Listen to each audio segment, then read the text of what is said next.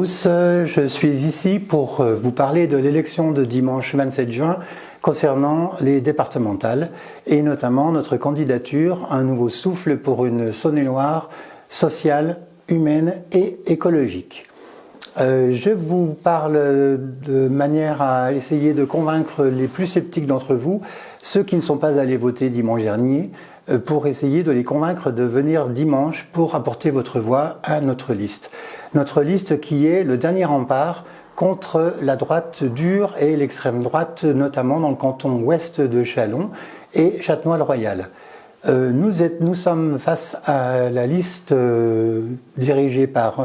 présentée par les Républicains, deux candidats, un candidat du moins sortant et une candidate, tous les deux qui soutiennent l'action de Gilles Plattret à la municipalité de Châlons et dans les environs.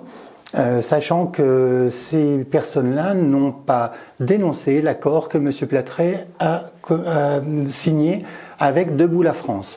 Debout la France qui, rappelons-le, est dirigé par M. Dupont-Aignan, qui était supposé être le Premier ministre de Marine Le Pen si elle était élue au présidentiel en 2017.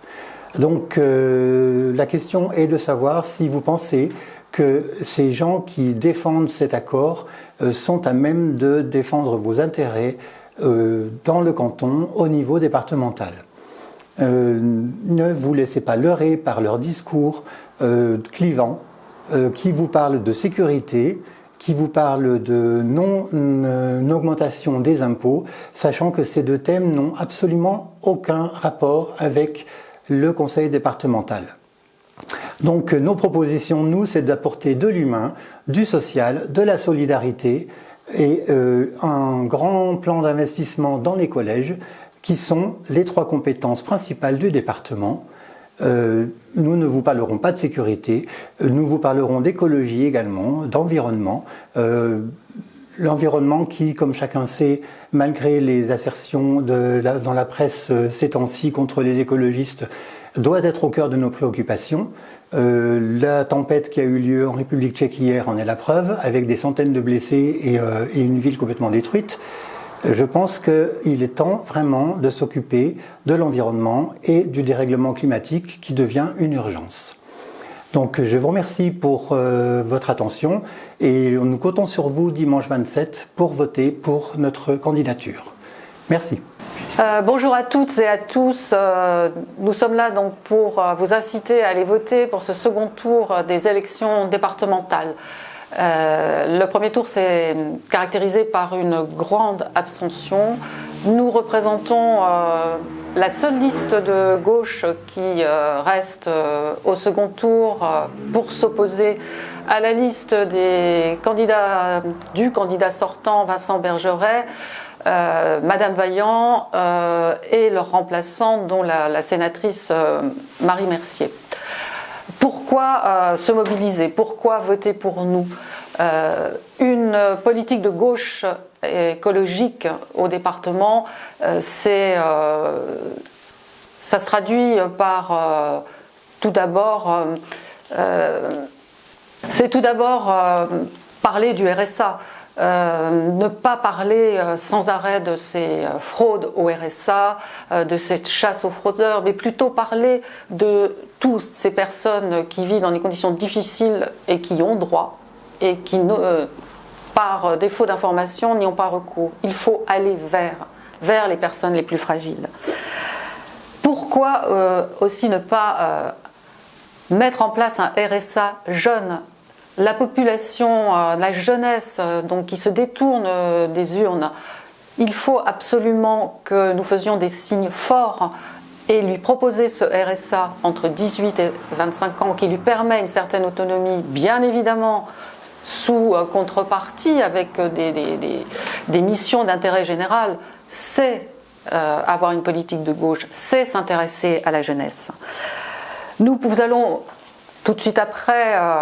avec transition qui n'est pas évidente, mais parler des EHPAD, c'est un vrai drame pour les familles, une tarification qui est beaucoup trop élevée, un vrai drame pour des familles qui se retrouvent d'une part avec des enfants, des petits-enfants dont il faut assurer le quotidien et donc tout ce qui est séjour en EHPAD. On se retrouve avec des situations dramatiques et c'est toujours les plus faibles qui en pâtissent.